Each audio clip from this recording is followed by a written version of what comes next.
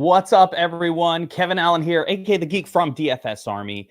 And this is the Daily Draft, our new show where we're going to be taking a look at Dynasty, Best Ball, and redraft formats. We're taking a look at rankings. We're going to be doing Best Ball drafts regularly here in real time, daily. Although we're not starting today because we're still rapid reacting to the recently completed 2025 NFL draft. And what we're going to do today is go through the draft and rank the rookie offensive players from a redraft and best ball perspective. And with me to break it down, my man, the man with the plan himself from RotoWire, Alan Seslowsky. What's up, my man? I like that we're doing this for redraft best ball because right now everything in my feed is all like dynasty rookie content, and that it's going to be very different than redraft. Like there's guys that would be like pick 2 in our rookie drafts for dynasty, but for our best ball, and which is going to be, very prominent in a few weeks. I'm glad we're doing it now. Someone like Tet McMillan, he's going to be more of like a 6th round pick rather than number 2 overall in our rankings. That's right. I mean, the big difference, I kind of looked at this rookie draft and said, man, was this heavy on that running back position or what? I have a feeling like when we're talking about best ball, the players we really need to be most aware of are a lot of these running backs and where they went. Those are the guys who have the best potential in year one to help us win a tournament. And, situations are much more readable in the short form. So I really like that. Though, Geek. Yeah, what's cool is yesterday I participated in a draft with a bunch of like experienced drafters on the SiriusXM like host draft. It was single quarterback, rookies were included.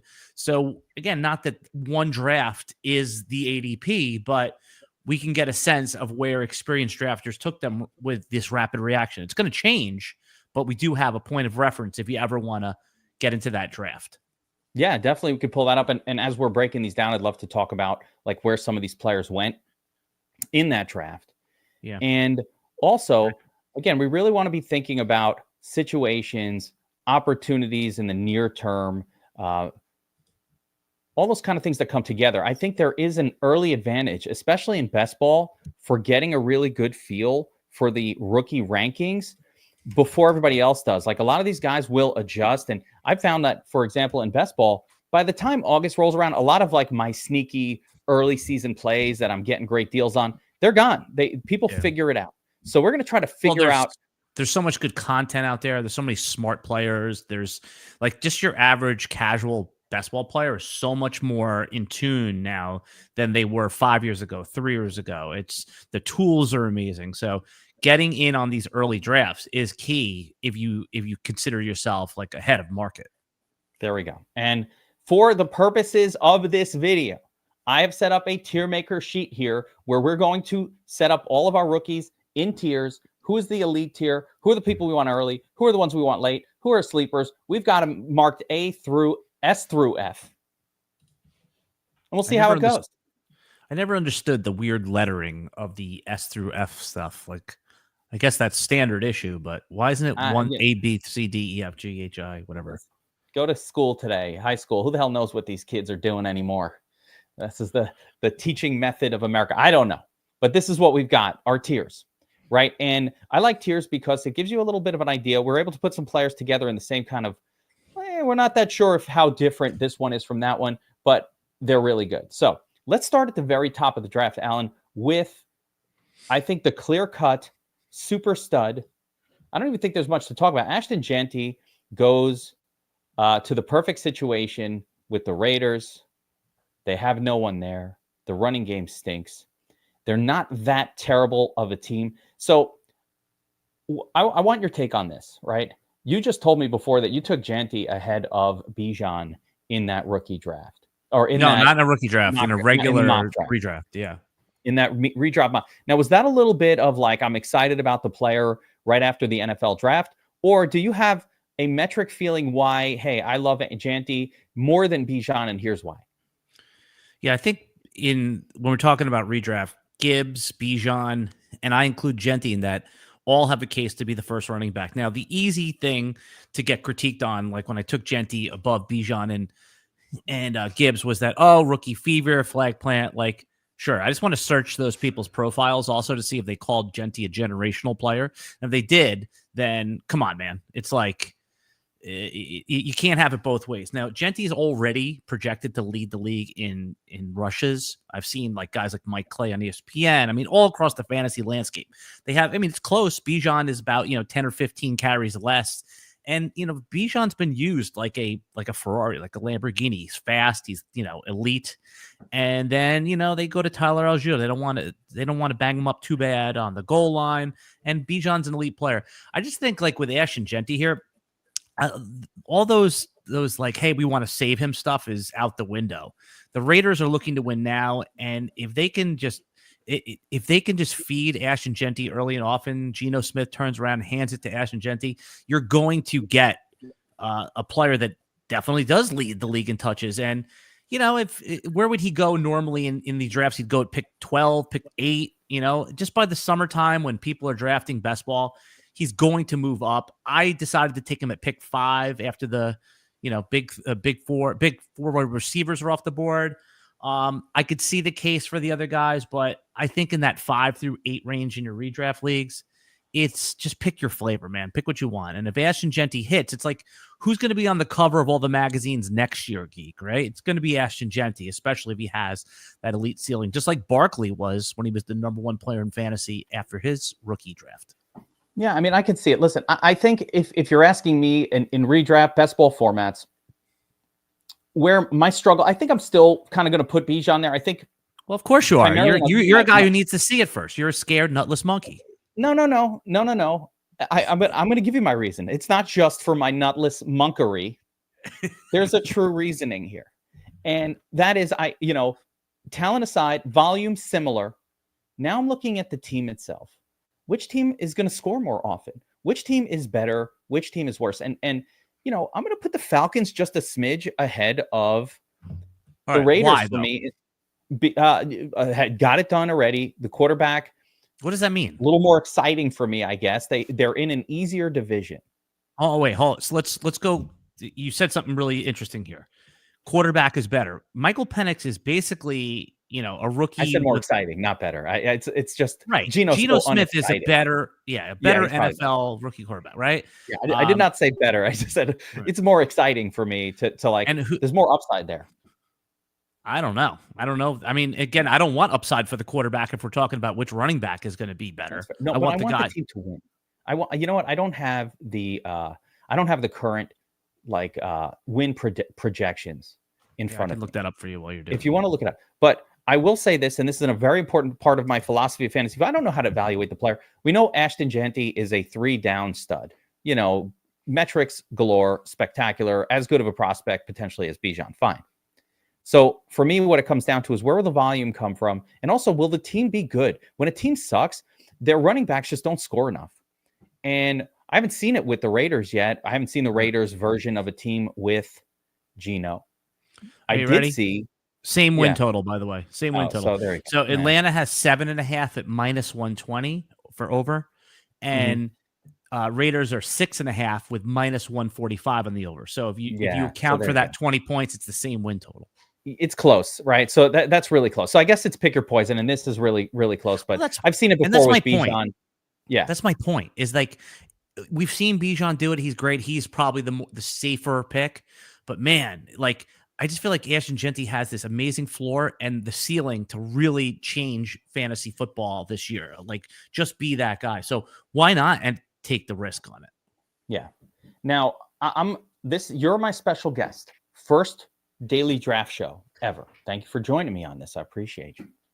So I'm going to ask you now, for me, Genty is a tier by himself. I think he's the best. He is the gem of this draft class in terms of opportunity, in terms of just everything around him for redraft purpose for best ball. He will be smashing day 1, week 1, year 1. No worries here. So I've got him in that S tier all by himself. Do you see it the same, or do you have other players similar to that in your rank? I see it the exact same way. I don't think there's going to be any dispute that just Genty, S tier, let's move on to the next. It's so clear and obvious. Perfect. I agree. I just want to make sure you're on board with that. So let's go to tier A. All right. Really awesome players, should be wildly productive in year one. We've got a couple more running backs. Omarion Hampton, of course. In round one, we've got some wide receivers. Travis Hunter. How do you feel about Hunter? Is Travis Hunter a controversial tier A guy? You know, Jacksonville moves up to get him. They're saying he's a wide receiver for us, but they also have a stud in Brian Thomas Jr. on that team. And I hate taking two wide receivers from the same team that early. Plus, it's redraft, and I'm going to favor running backs, period. So, well, let me ask you this. Where do you think, I could tell you yesterday in the draft I did where Hunter went. Where do you think in a redraft single quarterback league, what round do you think Hunter went in? I'm going to say round 4. Round 6, the end of round 6. Okay. So, clearly, for the purposes of redraft, and you know, that being different from in Dynasty, there's conversation that's starting right here. I would say, actually, right after maybe Omarion Hampton, we might have a conversation. But in redraft, these wide receivers take a minute to get up to speed. So let's go to where do you think 2. Brian Thomas went? Where do you think he went? End of round 1. Yep, pick 12 in round 1. So by the way, the early market in this draft is saying BTJ is the clear alpha still, and Travis Hunter. They're basically saying by putting him in round 6 that they're still not sure if he's going to be a full-time wide receiver, which you and I think he is going to be, right? Like, why'd you draft him at number 2? You drafted him. He's the highest drafted wide receiver of all time, right? Oh, no, I guess Calvin Johnson didn't go pick. I guess Keyshawn Johnson went 101. That's crazy. But I mean, the Jaguars did say he's here to be a wide receiver. They said it. Yeah. Should we believe them? Yeah. I do. I mean, why wouldn't you? He's all of the draft film grinder guys, the McShays, and again, if you give them credibility or not, it's up to you, but they all say he's further along as a receiver than he is as a corner. I agree. So, I mean, there we go. So, with that being said, let's go to the second of the highly drafted running backs, Omarion Hampton, drafted by the Chargers, a run-first offense. He is a beast. Now, there is Najee Harris on the team. Ooh, scary. Except I'd remind everybody that Najee Harris wasn't very good. He's not been anything special in the NFL so far in his career. So first round running backs are gold. Says we don't even, how many first round running backs even exist in the last 5 years? Like, you don't get them that often. I mean, more often than we were used to a couple of years ago, right? We had the one year we had Najee and Travis Etienne.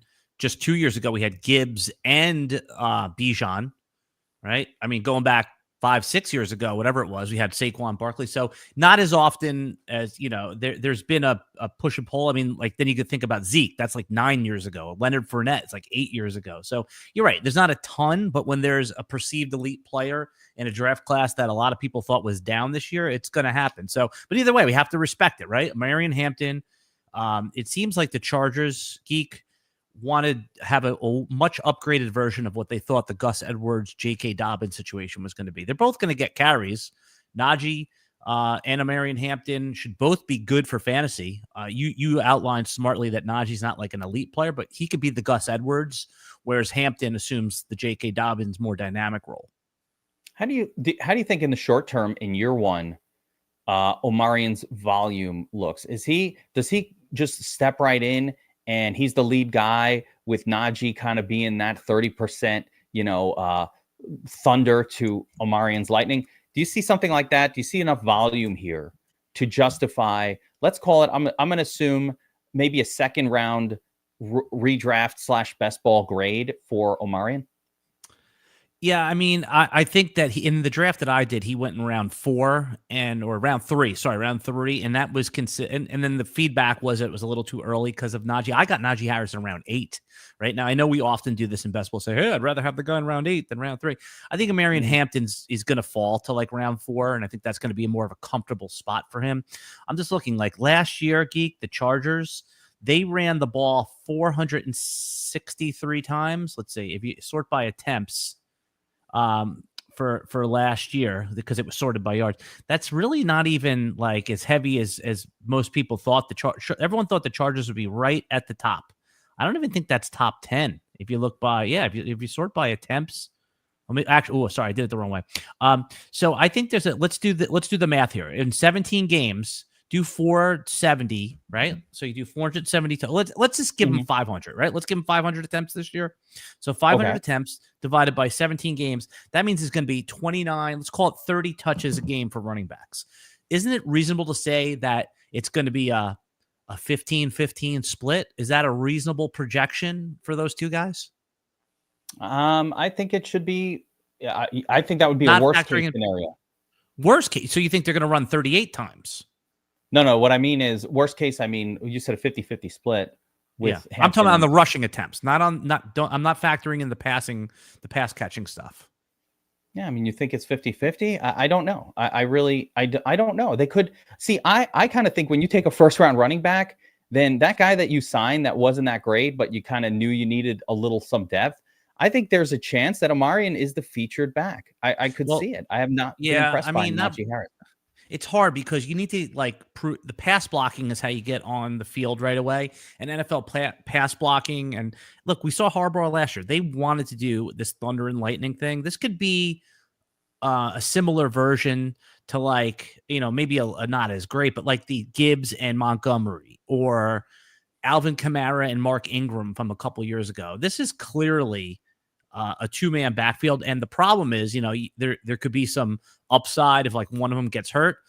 Do you know how many games Najee Harris has missed in his career, his 5-year career? Zero. Geek, it's zero. Oh yeah. He hasn't been hurt. Right. So you know what? Let's expand out this conversation for the second RB. In that draft that you were in, did any other rookie running back go ahead of Hampton? Was there any discussion of a Judkins or Caleb Johnson or even RJ Harvey? Any of these other guys that maybe don't have as much draft capital, but maybe an easier path to all of the touches for their team? So Hampton went at the 3-11, right? So the end of the third round. The next rookie running back was RJ Harvey over Judkins. So Harvey went at the 4-11, who is the Denver running back that went in the second round. His draft capital pushed him up, rightly so. And then also people like the Sean Payton system. And then 2 picks later, Judkins went. So, Harvey at 4-11, again, in this draft of 1. And then Judkins went at the 5-1. I think those are probably the next 2 guys off. I mean, we could probably make a case for Caleb Williams, who went in the third round of the real NFL draft. But, I think Judkins, RJ Harvey, and Hampton are probably the next 3, with Hampton being at the top of that tier, as you've correctly placed him, just because of the draft cap, the offense. It's really these next 2 guys, Harvey and Judkins, that we're going to have to parse through. Yeah. So, I mean, let's talk about Harvey a little bit and Judkins, and we'll talk about situations here. You can give me a little background on the player, but who else is a running? The Broncos have kind of a bunch of ne'er-do-wells at running back. They got McLaughlin, and they have Audric Estime, who didn't really do much. They drafted in the 5th round last year. Javonte Williams obviously no longer with the team. So I think Harvey immediately with the draft capital round 2 and in the Sean Payton system, I think he immediately gets vaulted to the top of the Broncos depth chart. If you look back at him at Central Florida, he was like a grinder that just doesn't go down, right? He would always get hit and fall forward. He is, the pass blocking is tight. He's going to immediately see the field. He's pro ready. People thought that he was going to go in round 3 of the real NFL draft. So this is higher than expected capital. I think Harvey has a case to be ahead of Hampton for fantasy football, given that he's probably going to have, an 18-touch role right off the bat. What I love about these guys, and we are talking a little bit of best ball concept here, is these are some of those values. So having these players floating around in rounds 4, 5, 6 really allows you to focus on not running backs early. And that's kind of one of the things I really like about the best ball format and looking at these players. As we see what's going to happen in best ball, these guys were not drafted as premierly as an Amari and Hampton, 3rd round pick, late second, early 3rd round picks. They're going to go a little under the radar, I think, in best ball drafts and give us an opportunity, like I said, to wait a little bit on the running back position in favor of some of the more studly wide receiver. And my favorite luxury move in best ball right now is grabbing Brock Bowers in round 2, like the top of round 2. That's a luxury pick. Like you're giving up a guy. That's what I did in that draft yesterday. I Oh, got Bowers. I got Bowers at the 207 or something like that. That's And a again, steal. that was well, people thought so. I agree with you here. So as usual, we're in line with a lot of this stuff, but that pick was actually criticized. And when I went on to talk about it on Dempsey and Mike Dempsey's radio show, he said that Really? he goes, why wouldn't you just wait till round 3 and take Trey McBride? He goes, give me the case for Bowers. And one of his reasons was, they added more pass catchers with Jack Besh out of TCU in round 2. I'm like, Jack Besh is not going to be the reason that I fade Brock Bowers in round 2, right? Like, if this is if this is truly the next like Travis Kelce for the next 4 years, the high volume, high targeted tight end pass catcher who's the number 1 target on his team. We were taking Travis Kelce at pick 5, at pick 11. We were taking Jimmy Graham and Gronk at pick 9 and 10.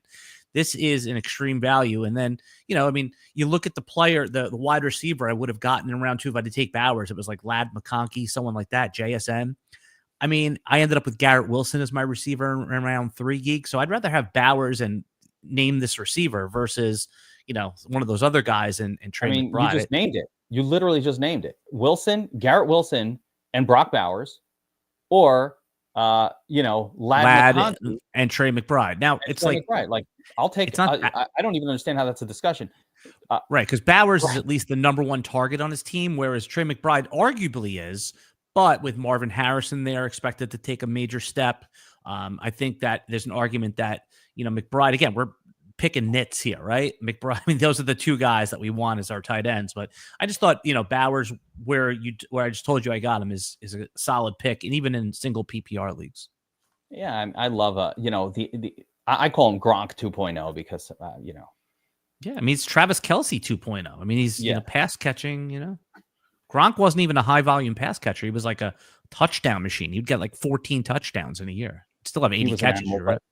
How do you replicate? You can't replicate what Brock Bowers is giving you at the tight end position. At least last year, this guy was putting up 20s and 30s regularly, as the featured wide receiver on a team that doesn't, it's still pretty much the same team. They have a running back now, so they should actually be more offensive, and they're better quarterback. Like everything about that team is better.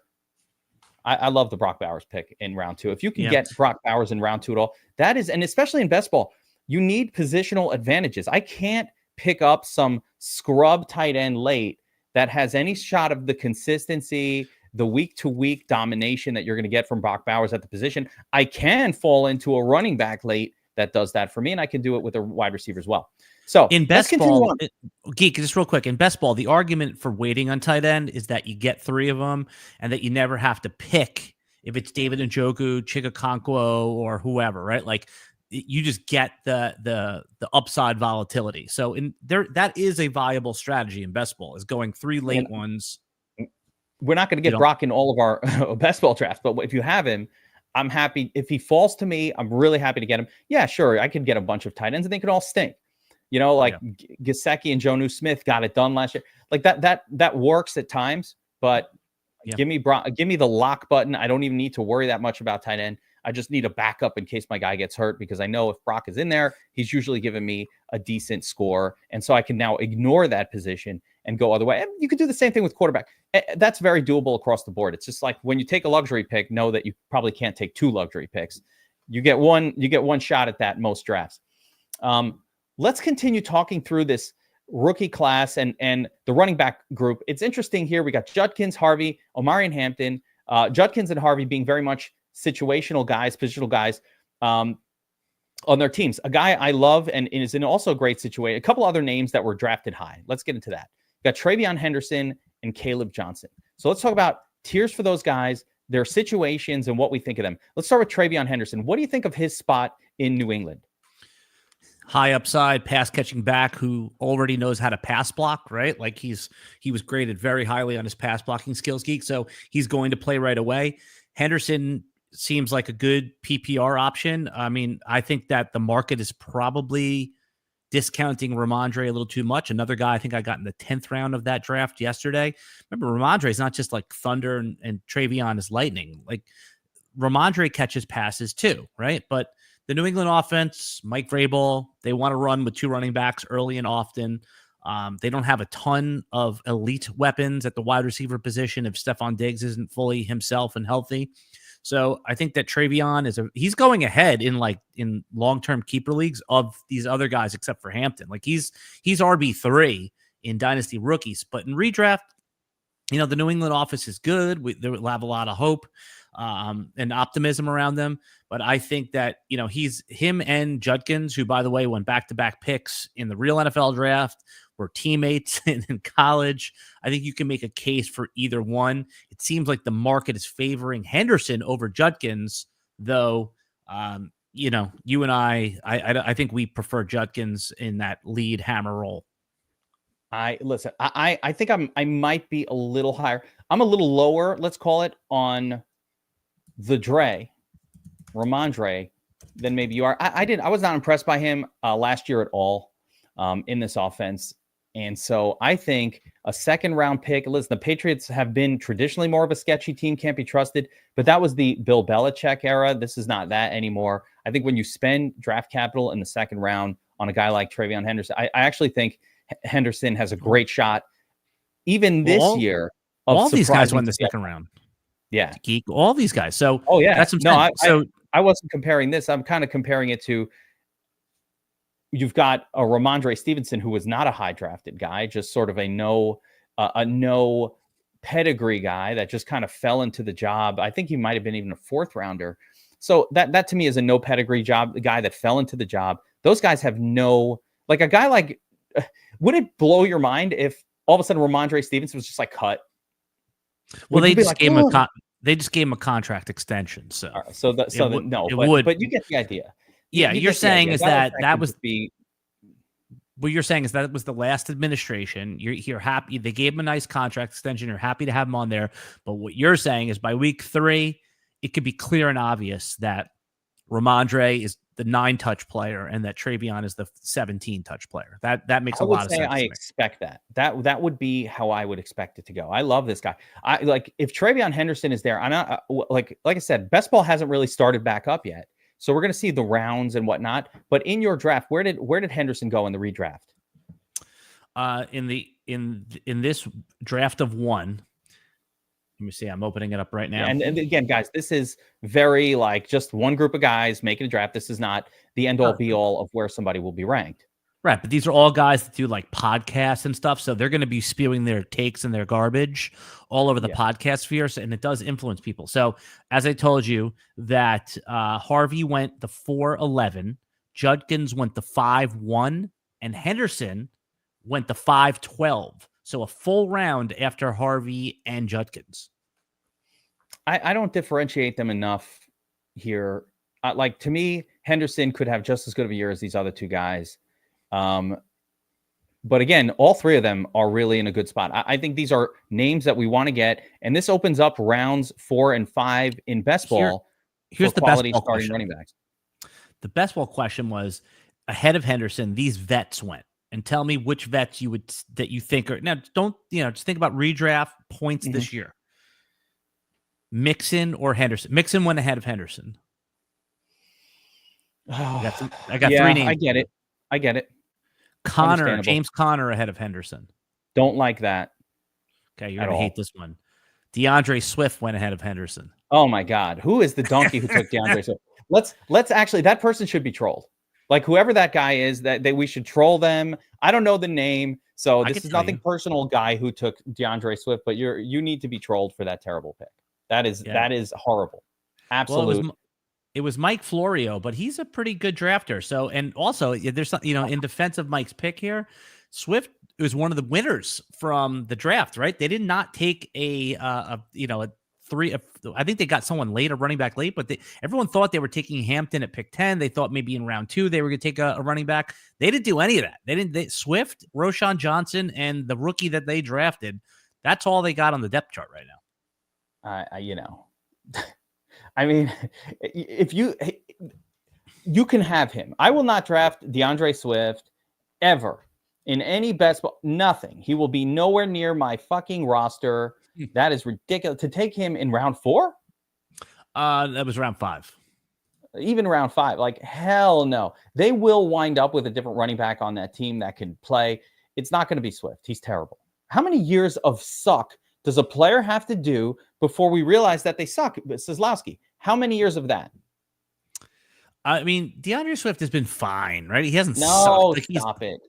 You haven't lived with him. You're just looking from afar. If you've had him on your dynasty teams, you know he stinks. He stinks. Yeah, I mean, he's disappointed versus where you thought he was going to be, but overall, let me put it like this: I can't trade him for a second rounder in dynasty, and you want to tell me he's a 4th, 5th round pick? I mean, there was windows. You're right. You're saying like now. I mean, he's the lead. Okay, so let me give you the bull case for DeAndre Swift, and it's not going to persuade you, but maybe it'll make you think a little bit. DeAndre Swift. Okay, Chicago offense, who everybody likes this year. Ben Johnson, who made who rejuvenated the Detroit offense. Now there's no one on the depth chart ahead of DeAndre Swift unless they add one of the free agents that's still floating out there. So in a Ben Johnson offense with added weapons, can't DeAndre Swift be, return like what Rashad White's value was from a couple years ago? The definition of crazy is doing the same thing over and over again and expecting a different result. This kid has shown that he is not it. Well, he's year 5. This is not a rookie. He's been around forever. Remember Miles Sanders? I'll give you the perfect example guy of who DeAndre Swift is. Remember Miles Sanders? Then he goes to he always switches a team and everybody gets excited about Miles Sanders. And then he stinks.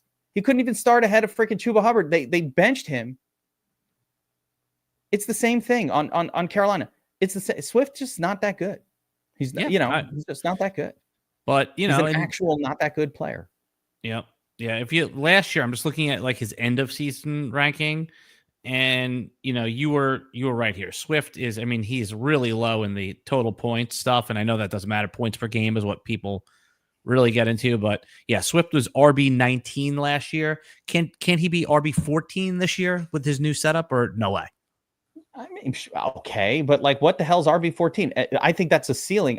These guys. So you're taking RB14 ceiling when Trevion Henderson. Oh, I agree. Has a chance to be a top 8 running. This guy could actually elevate to something really impressive, really good. I agree with you that I would not have taken him over Henderson, but I don't think that zone of the draft, the 5-6 turn, is an egregious thing. And there should be some optimism around Swift. And listen, because he's been below expectation in the past, Geek, that's why he goes there. If he was had delivered on expectation, he'd be going where Chase Brown and James Cook go right now, which is in the 3rd round. I'm telling you that I think even some of the 4th round running backs from this year will outscore DeAndre Swift if they get any type all right, we'll get into those guys. But yeah, for me, that's wild. I mean, Mike Florio, okay, guy's good at fantasy football, but I think that's some bad call.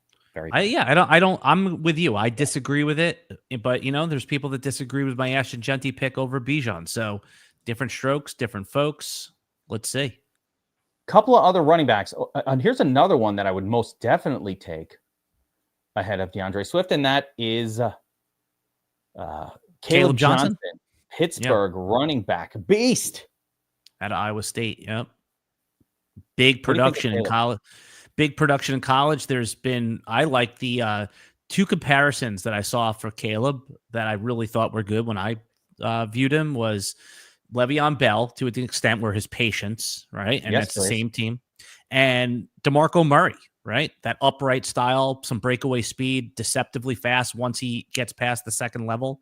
And like I said, Caleb proved it in college. I mean, he didn't come on until it was not like he produced immediately as a freshman, and then it took him a couple of years. But once he was handed the rock, he's been, an elite, willing pass block. Not an elite, and a willing pass blocker.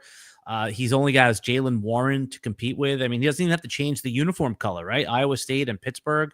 I love Caleb Johnson. I think in our long-term keeper drafts, he's going to be in that tier 2. But for redraft, he is very high in tier 3. And in fact, I might even consider him over Trevion Henderson because of the locked-in role. But, I think you appropriately slotted him at the top of tier 3. I love him, though. I do. Jalen Warren's there. There's still definitely a little bit of 50-50 going on here. By the way, says 400 people watching live right now. So what's up to the audience? We love you guys. I told you, man, the appetite for fantasy football is now. The draft has happened. We are excited. Yeah, I retweeted this too, the RotoWire, the Twitter account, my Twitter account. So thank God, people, like you said, the appetite's there. People want to hear this stuff. They love you, Geek, at RotoWire. And I know your loyal audience at DFS Army always tunes in when you're doing stuff like this. We love the RotoWire people too, guys. Always much love out to that whole community. I feel like we're like sister groups here. Totally. By the way, are we only doing running backs right now? Because if we're going to add the one. Yeah, we got to get. That's why I was just going to go next.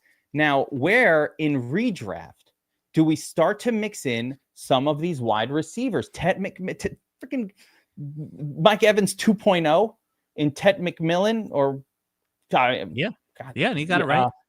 Right? And then I just want to make sure I'm saying the names right. We got Travis Hunter, a mystery wrapped in an enigma, pretzel puzzle of what's he going to do? So where do we slot these guys in? Where does the first rookie wide receiver go in your redraft league? Where are you excited to take Ted McMillan? And is it Ted ahead of Hunter?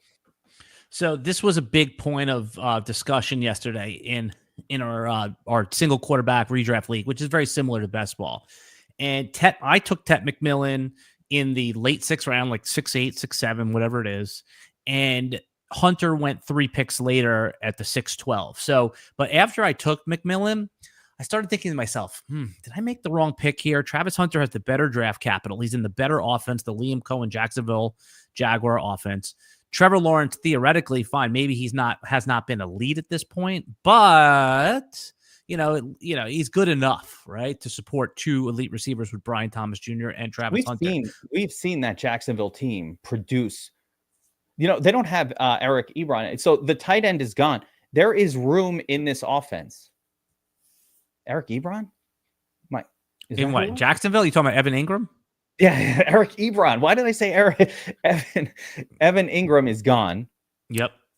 So that's a it's wide open. Yeah. So I would actually put Tet and Travis Hunter both in the tier 3. I think that, yeah, right here. Because so it comes down to I took Ted over Travis Hunter, and there wasn't much. Most people agreed with that take, but I think it was for the wrong reasons. Like they said, well, we're still not 100% sure that Travis Hunter is going to be a full-time wide receiver, and that's valid criticism.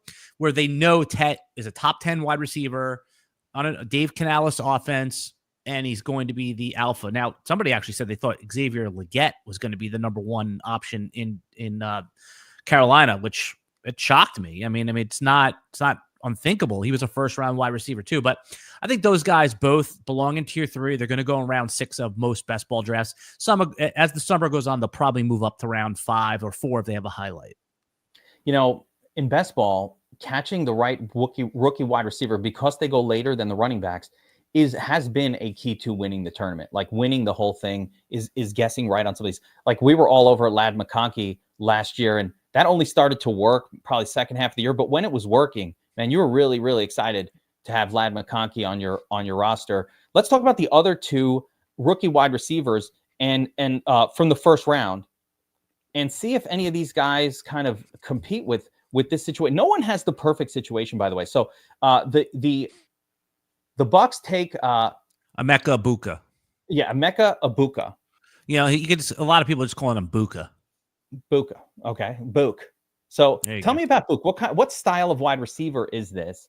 And obviously, the Bucks have a lot of other guys there this year. I don't really see a lot of room for him to actually shine. But I love him, I think, more in dynasty drafts where I might be able to get a bargain on him because people think Mike Evans and Godwin are kind of blocking him. But Evans is old as shit, and so is Godwin. So I think, this is a little bit of a Jackson Smith and Jigba situation where it might take a year or 2 of simmering before it explodes.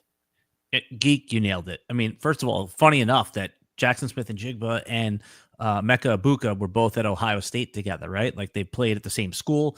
Now they come out, they're both first-round picks. Jackson Smith and Jigba last year was blocked by DK Metcalf and Tyler Lockett. Look what happens. A couple years later, neither one of them are there. JSN is the second-round pick in our redraft leagues. So Emeka Egbuka is going to have problems pushing Mike Evans and Chris Godwin out of the way because those guys, even though they are old, Mike Evans didn't show any signs of slowing down, and Chris Godwin was breaking fantasy before his injury last year. I think where it gets interesting is, can Emeka Egbuka push for that wide receiver 3 spot this year, and which was occupied by Jalen McMillan, who broke out a little bit last year. So I think in redraft, I'll take some, the drafters will take a look at Egbuka later on, but I'm not going to be interested unless he's more like a 12th or 14th round pick, just because there's no path in best ball for him to get production. It's different than Jonathan Brooks from last year, meaning like we knew for the first 4 weeks weren't going to be anything. The running back that Carolina drafted, and then we would get paid off in the weeks that mean something. But man, you just want those points early and often. And if Emeka Egbuka goes in like round 8 or 10, I'm not going to be interested, because those two guys are not Tyler Lockett and DK Metcalf. This is like Anquan Bolden and Larry Fitzgerald blocking you, right? So it's a great pick by the Bucs to backfill their roster for years to come. But man, this year, just no interest unless there's a preseason injury. I totally agree. I've got him down here in tier E. I don't even know who's going to be for a second. I'll be right back. Just keep it going. All right. Yeah, I've got him ranked here anyway in tier E. And guys, to me, one of the critical things that we're looking at, not just for in redraft and best ball, is opportunities, right? Opportunity is king. Who's going to play? Who's going to be on the field? That's why a lot of these running backs are going to continue for me to go well ahead of any kind of wide receivers, but especially wide receivers in sketchy situations where their playing time is super limited. So I'm going to give another wide receiver here that I think has limited sort of space on his team. It's funny, when the Packers drafted Golden, a lot of people were saying, Seslowsky, that, oh, this was a position of need for them, or they definitely needed a wide receiver. I'm like, they have way too many wide receivers on that team. What am I missing? Why would you take Golden? You got like 10 wide receivers that are all switching off. I guess Christian Watson, you can't really trust him anymore, but they got Dubs over there. They got Reed. They got the Wicks. Third guy. Wicks. I can't remember. What was it? Dotavian Wicks. Yeah, Wicks. They got Wicks in there. How does Golden fit in? I think I like Golden definitely ahead of Egbuka. But I'm not sure I like him at all for redraft this year. What do you think? Well, Christian Watson had that late season injury. I mean, he's going to miss at least the first 8 weeks. I think 12 weeks, right? If he comes back at all. At this point, I think Christian Watson, you can almost write him off. Right. So Matthew Golden, who ran the fastest time at the combine, a 4.29, is arguably the Christian Watson replacement. So where would we be taking Christian Watson if he was healthy this year, right? We know what Christian Watson can do. We'd be taking him in the 9th, 10th round, Geek. So yeah, let's just slot Matthew Golden in there. It's not like in best ball. The best part is we never have to sweat over those lineup decisions where the best weeks from Matthew Golden are going to come on your bench because he's going to score on your bench. You're going to put him in your lineup. He's going to goose egg. With this, it's actually a high upside pick because he's so fast. And it's not that the Packers desperately needed wide receiver. They desperately needed a wide receiver that could take the top off, right? They had all these guys that like operate in the slot and underneath. What's good about the wide receiver puzzle in Green Bay is he fits in as a clear day one starter. Didn't produce heavy at Texas, but can do a lot of the things that they need. And it's so easy to see. You and I always make the reference of one of our favorite all-time best ball players, Will Fuller, right? Like this is like that's what Golden is. He's Deshaun Jackson. He's Will Fuller. He's 3 catches for 74 yards and 2 touchdowns in a game, and then he's 3 for 38 the next. So I would be very happy to take Golden. I definitely put him above Egbuka. And in best ball format, it's like the perfect pick because he could tilt the week and you never have to worry about the downside. Yeah, I'm actually moving Egbuka down to the F tier. I agree with you. I don't think he's draftable. He's not somebody I'm going to want on my team at all. But let's talk about some of the other high picks here that I think have, like Jaden Higgins is really interesting to me. I don't know where he's going in or where he's going to go, but I like there's a lot of opportunity for Higgins in that Texans offense. They don't have anything. Tank Dell is gone. Yep. He's not coming back. Nope. So this is what happened for the whole season. Correct. There was a devastating injury at the end of the season. And what they did, though, was they drafted 2 rookies, right? So they took they went back to the well twice. So Jaden Higgins, who a lot of smart film watchers thought could be a first round pick. That was kind of dicey, but he went in the first couple picks of round 2. So to me, that's like an arbitrary line because he goes at pick 34 and not pick 27. We think of him differently. Now, here's the problems that Higgins is facing, but I agree with you. Like at 6'4", 210, they basically have a second Nico Collins now, right? So you have Nico Collins who's going to dominate targets. Then they added Christian Kirk. So depending on what you think Christian Kirk, what kind of influence he could have on the offense, that will sway your Jaden Higgins opinion. So I agree with you. Higgins probably should be right at the Matthew Golden tier. Probably a little bit more consistency, right? From his game. So, but there's also, a true target hog there and in Nico Collins and a player in Christian Kirk who has been like a 9 target player before. We don't know what he has remaining. So yeah, Higgins is a good best ball pick. I think he went in like round 9 or 10 of our draft yesterday. So I'm good with Higgins, and I'm not overly worried about the second rookie that those guys took in the draft in a couple rounds later. No. I've actually studied this in terms of like viability of specifically wide receivers, but all player position groups relative to the round that they're selected in the NFL draft, and the drop off for wide receivers beyond round 3 is massive. Like if you're a wide receiver from the 4th round or behind, it is terrible. Even round 2 to round 3, there's a massive drop in viability. So much more so than with running backs. So you want to really focus in on wide receivers exclusively they took Jalen Noel, the Texans, in the 3rd round of the draft. So, higher up in the 3rd round, but the Texans have taken guys in the 2nd and 3rd round before that have flamed out. I mean, I know you'd like John Mechie from a couple years ago. That's a completely different situation. That was a 2nd round pick, by the way. Yeah. That's, again, I don't want to make that arbitrary, like 2nd round. I mean, this Jaden Higgins went 2 picks into the 2nd round. Is that any different than going, the last pick of the 1st round? It's just 3 picks later. No. That if you're at the top of the 2nd round, you have draft capital. Again, wide receivers bust at a high rate anyway, though. So even the 1st round wide receiver, is a greater than 50% bust ratio. As you get to the 2nd round, you're more like 70%. So I think these are good flyers to take in best ball. I think these are guys that are probably going to go in the 2nd round in your dynasty drafts. But I think these are good second late. These are, if you're looking at the prospects you could take late in a best ball league, you're like Wan'Dale Robinson type of guy, or do I want like a Matthew Golden? Like what Robinson's probably going to churn out some score for you, some points. Just can I throw volume. Can I give you just to move our conversation along a little bit? Can I give you a couple players that I think should be slotted into that empty tier that you have right there? The one between we're missing a tier here. Yeah, so there was 2 running backs that were taken basically back to back in the 4th round of the real NFL draft, right? Bashal Tutin and Cam Scadaboo, which we're calling Scam, right? Yes, Cam Scadaboo is Scam. That's our nickname. Scam. That's the nickname. That's the nickname. Scam. Cam Scadaboo. I started off with Scadaboo went to the Giants, Bashal Tutin went to the Jaguars, and I started off just like how you have them. I had Scam over Bashal Tutin, but I've since been persuaded to go the other way. And here's the case. I mean, everyone loves Cam Scadaboo. He's the perfect Thunder complement to Tyrone Tracy, so Tyrone Tracy can get back to his pass-catching roots. Tyrone Tracy had some fumbling issues. Cam Scadaboo let's give the background. That's right. Not everybody knows. Cam Scadaboo drafted by the New York Giants. The only guy in the way is Tyrone Tracy over there. Right. Singletary's still on the team, though. On the team, but he's going to be the 3rd quarter. He's going to be he's depth at this point, right? Like he's going to be involved, but he was miscast as the lead back, is now depth. Cam Scadaboo is the perfect Thunder complement to Tyrone Tracy, who ironically didn't catch a lot of passes last year, but in college was a wide receiver, right? So he can do it. Put the ball on the ground quite a few times, or a handful of times last year.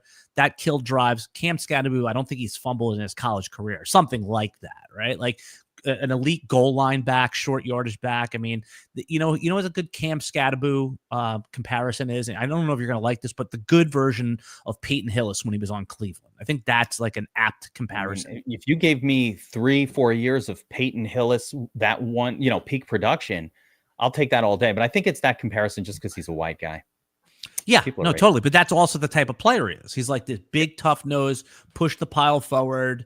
So Bashal Tutin is a speedster, right? Elite speed at the combine, 5'9", 209 is the weight. So the BMI is basically the same of Cam Scadaboo when you do weight and size and all that. So I just think that Travis Etienne, his 5th-year option was picked up, but the Jaguars offense under Liam Cohen, this is their Bucky Irving. This is their speedster guy. So they went back to back. I have no case to make one over the other than the dynamic playmaking. I think that Cam Scadaboo will probably have more goal line rushing attempts, but when we talk about game breakers, Bashal Tutin, this is like a high electric play right here. I'm trying to think, who are some of the other 4th-round running backs in recent years, Geek, that just like broke fantasy? It wasn't Bucky a 4th rounder. Bucky, I mean, there are so many of those. But by the way, when we're doing these kind of drafts, the players that you could just like before when I mentioned wide receiver drops off a cliff after round 3, especially, like your chances of hitting a Puka or an Amon-Ra type of guy is so small late in the draft. But running backs, they do emerge all the time.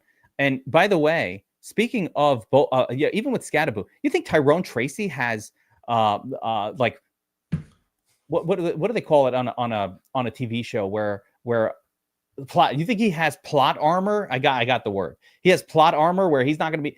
They will drop that dude at the drop of a dime. What's plot armor for those of us who don't know? Oh, you don't know? Plot armor is like a character on a show that they really can't kill off, but because they've built up so much plot around them that for them to just be randomly killed off in a show, it would just never happen. It's effectively the same thing as like high draft capital where, hey, this is a 1st-round quarterback. Even if he stinks, he's got, we talk about this all the time. He's got a 2 or 3 year window to stop sucking like on the quarterbacks as long as they're taken really, really high. Tyrone Tracy got no plot armor. Remember Robinson on your beloved James Jaguars Robinson team? No, the running back from the Jaguars. Yeah, James Robinson. James Robinson, right? Everyone's like, man, this guy looks good. RB6 the next year. Then they draft Etienne, and that guy's gone. You're like, what the hell happened to James Robinson? That guy looked good last year, and then he just was terrible. That could totally happen here. So with Scadaboo, who's to say? Now he doesn't have any draft capital either, taking the 4th round. But I'm just saying he could easily just surpass Tyrone Tracy and all of a sudden be the guy. Like that could happen this year. Yeah, Cam Scadaboo was taken at the top of the 4th round, like 402 or whatever it was. I mean, that's pretty solid draft capital for a running back. Tyrone Tracy was taken in round 5. But here's I love the point that you brought up about James Robinson.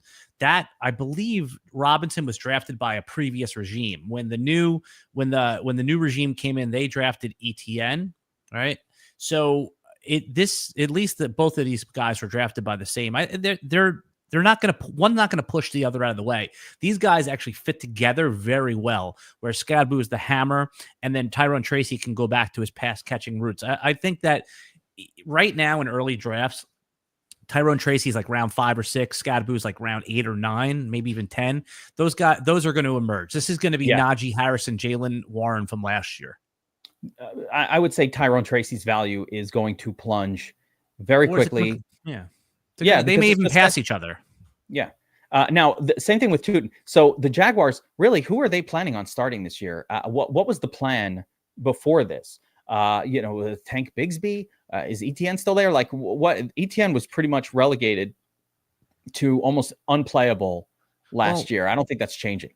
Yeah, Travis Etienne, the Jaguars picked up his 5th-year option. I think it was for $6 million. So he's on the team for this year. Like, and he should be, right? He's a good running back. He just hasn't displayed his 1st-round pedigrees in a long time. Now, this is a new coaching staff, right? Liam Cohen comes in, Doug Peterson's out. This is not who drafted him. In fact, Travis Etienne, because his brother Trevor Etienne was in this draft. That's why I keep mixing them up.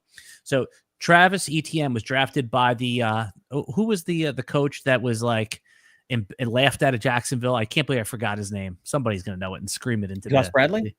No, the guy was like checking out women, like college age Oh, you're girls. talking about Hate the Face, Urban Meyer?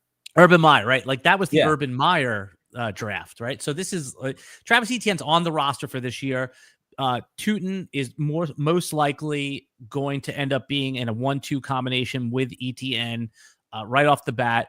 Tank Bigsby probably remains as the third running back here unless they sign one of the free agents, right? Like if J.K. Dobbins gets signed, he's still out there. There's a few other guys that have viability that could push Bigsby off the roster, but Etienne is there to stay in a part-time role. He's going like 8th, 9th round of drafts, and Tootin, who I think is going to be a riser. You'll see him go as high as the 6th round. He went pretty high in the draft I was in yesterday. Really? It's because he has that like electric upside, game-breaking speed, and people love the Jaguars offense. They're comparing it to last year's Bucs offense. Correctly so, right? Liam Cohen comes in. So that's why Tootin's going to be a riser. But I think ETN is going to be a 10 to 12 touch player. I like it. All right. So we're coming towards the end of this breakdown, Says, and we have an E tier that's completely empty. We've got a couple of rookie players down here. All the running backs that I think are truly viable are on the board at this point. We kind of went through the wide receiver position a bit. There's some other wide receivers that are in weird landing spots. Like, Burden for Chicago. I don't know where he fits in. You got Harris. He's blocked. What we're missing here is also the tight ends. There was 2 first-round tight ends taken. Yeah, is it the tight ends here? Are we looking at rookie like a Warren slash? Yeah. Before you go though, before you go to the tight ends, there's one more. There's 2 more rookie running backs I think need to be slotted in, and the Cowboys took Jaden Blue or Jadon Blue, whatever. That's a 5th rounder, I believe. Yeah, it was pick. Let's see where it was. They selected 149th overall. So actually, that's pretty high. It's like 3rd round, isn't it? 149. No. Oh, it's right. Because it's 4. Is it 4th round or 5th round? 5th round. This guy was taken in the 5th round. Yep. Yeah. So I would. I mean, Javonte Williams remains atop the depth chart, but could Jadon Blue? Could he be the Miles Sanders? You went and you cursed Miles Sanders earlier, so maybe he's that replacement. He's certainly not going to have any trouble beating out Deuce Vaughn. So I think we already know. Well, actually, I like this. So that for me would fall on a sleeper tier, like beyond the top 10 rounds. But we already know that Javonte Williams is, just Yeah, right? I would put him in that missing tier though, as an upside pick. Yeah, we need a sleeper tier. I got to add that. You know what? I'm not able to bring that player in here. No, he's not. Oh, he's not on my you don't list. have Blue. Okay, yeah, Blue would be in that tier above Abuka and the guys that we're not drafting. Okay, so yeah, we'll call the E tier then the sleeper, but I don't have him on this list down below, so I can't slot him in. Yeah, so Blue definitely deserves. Yeah, Blue deserves to be there, and the other player that I think that should be on your radar as a late round pick. When I took him, there was a lot of groaning in the room. It's that the Bengals, obviously they didn't take anybody in the first few rounds, but Taj Brooks, who fits in perfectly, the 22-year-old, 5'10", 230-pound out of Texas Tech. I mean, he's the only other running back they took, and they have? Samaje Perine on the roster. I don't think he'll have any problems as a 6th-round pick. Taking on that number 2 role if Chase Brown, gets an injury. So he's also should be included in that Jadon Blue upside sleeper tier. Geek. Also a wonderful handcuff. But I mean, my gosh, what a big winner Chase Brown was in the round of our draft. Yeah, 3rd round of our draft. It's probably too low. That's too low. I'm taking him in round 2 at this point. What about Chase Brown or Jacobs? Yeah, I'm taking Chase Brown, but that is the spot where you're making a decision. I would take Chase Brown over him. Let me give you a couple more. Chase Brown or Kenneth Walker? Brown all day, not even a question. 2 more. Chase Brown or Bucky Irving? Ooh, right. I loves me some Bucky too. I think I'm taking Chase over Bucky. Chase Brown or James Cook is the last one I'll give you. Chase over all of them. Yeah, so he went behind all those guys I named. Then I agree with you. I would take Chase Brown 1, 2, 3, 4, 5. Let's say 6, 7. I would take him as RB 8 or 9. He went RB like 14 in this draft. Yeah, no, we are on board with the same. We're on the same page. Chase Brown was an 8K on DraftKings salary level running back by the end of last year. He's on a team that scores a lot. He does everything that I want out of a running back, and he has no touch competition, and he catches passes. That's my kind of guy. Like Chase Brown, to me, mid round 2, I'm very excited to click the button on him ahead of maybe even all right, you ready for this? You ready for this? Bold call? Are you ready for a bold call? Because we do that here. I think Chase Brown outscores God damn it. Miami running back HN. Outscores HN this season. On a points per game basis, he could beat him. Yeah. I mean, HN went ahead of him in this draft, right? I mean, if you're going to take him in mid round 2, the players that you're taking him over are Derrick Henry, AJ Brown, JSN, Jonathan Taylor, because those are the guys that go in that like 204 to 208 range.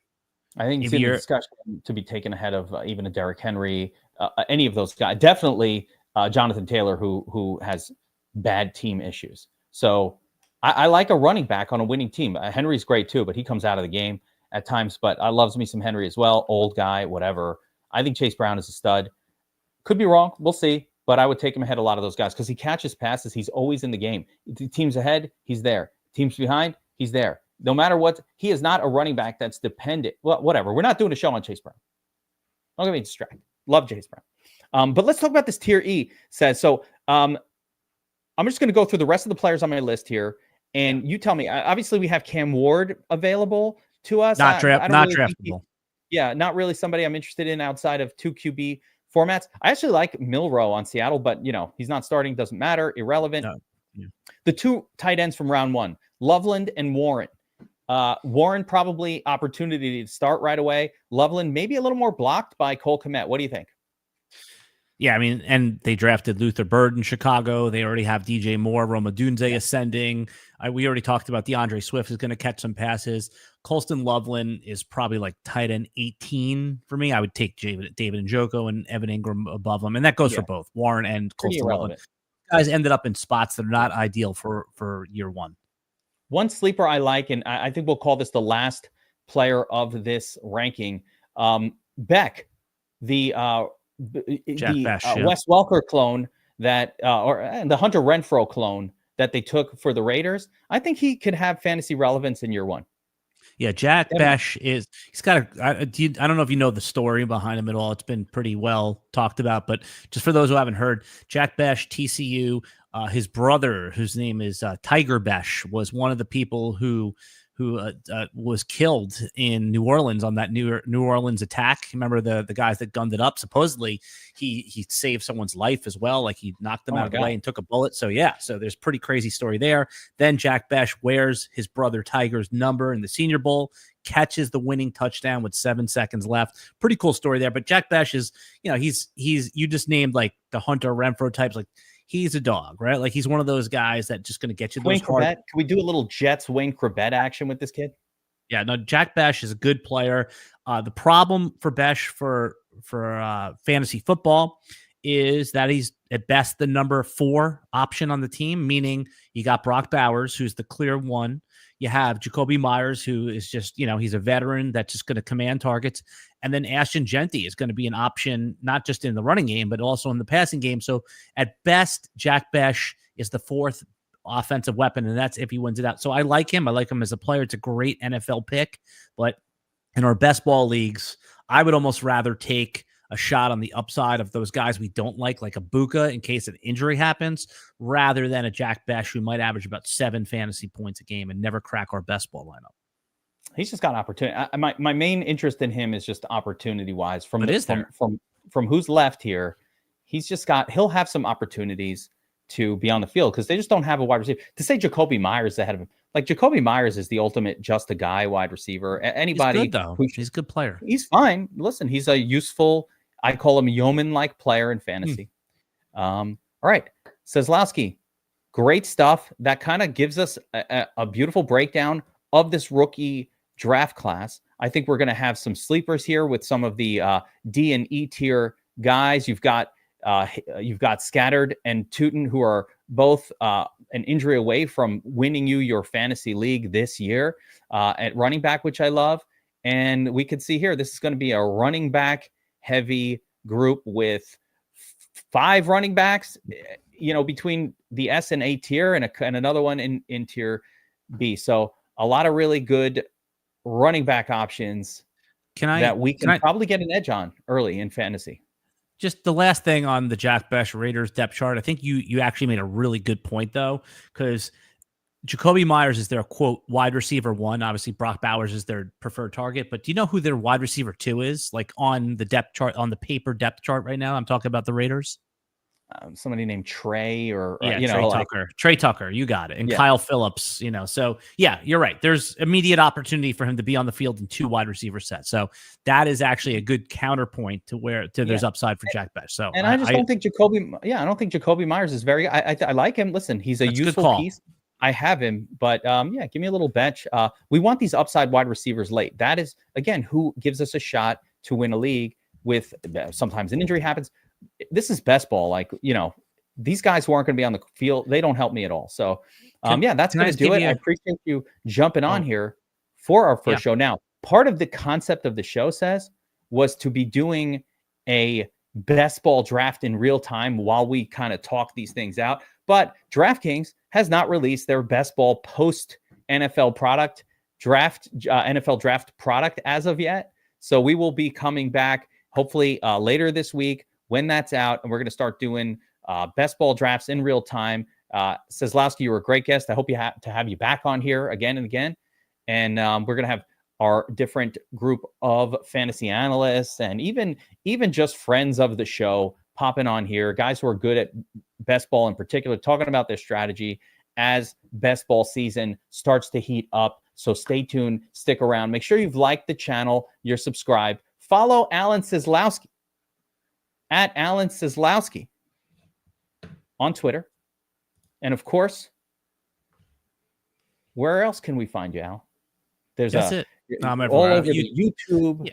You're everywhere. I got your shorts. When I scroll through YouTube, it's your face like 70% of the time. And I like it. I like it that way. That's what I want. I hit the like button because I want YouTube to know I appreciate my algorithm doing this. That's what I want to see. We'll do more of these shows. I'm looking forward to it. All right. Take care, everyone. We'll see you next time. Like, subscribe, notify. Follow me at @FootballGeek with any of your fantasy football queries. We will be there. I'll see you guys next time. Take care, everyone.